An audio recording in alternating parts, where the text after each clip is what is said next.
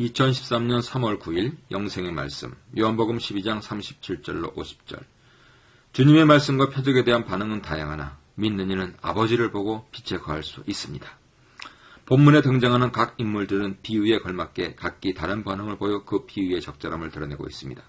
사람들은 말씀과 표적의 다양한 반응을 나타내 보이지만 그 응답 여부에 따라 심판 혹은 영생이 갈리게 될 것입니다. 첫째로 길가 마음을 가진 이들이 있습니다. 예수님께서는 많은 말씀을 들려주시고 다양한 표적을 보여주시지만 사람들은 완악하여 도무지 믿지 않습니다. 이는 이사야 선지자의 말씀이 이루어진 것으로 여전히 백성들이 불신과 고집 가운데 행하고 있음을 보여줍니다.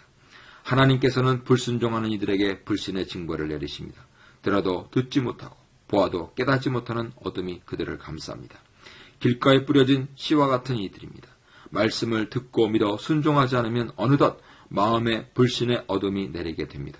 모든 말씀을 빼앗기고 암흑 가운데 행하다 심판을 향해 가게 됩니다.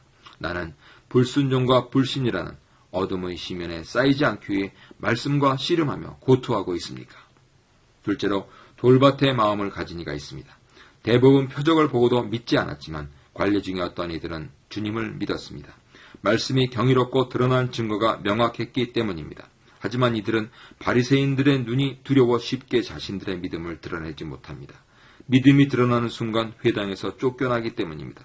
이에 요한은 그들은 사람의 영광을 하나님의 영광보다 더 사랑하였다고 하여 이들이 돌밭과 같은 사람들임을 지적합니다. 그리스도를 믿는다는 것은 주님께 호의를 보이거나 지식으로 동의하는 차원에 그치지 않습니다. 믿음은 주님을 따르는 것이며 그에 따른 손해와 위험을 감수하는 것입니다. 주위 시선을 의식하고 손익을 저울질하면 주님의 제자가 될 수 없습니다. 하나님의 영광을 삶의 전부로 여길 수 있을 때 참 제자가 됩니다.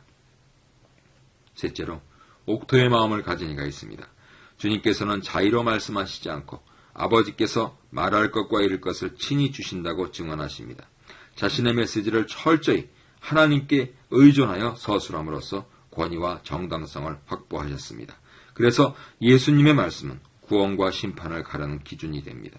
빛과 어둠을 나누는 능력이 됩니다. 이 말씀을 간직하는 이는 빛에 거하고 빛 가운데 행하며 구원에 이르게 됩니다. 옥토와 같은 사람입니다.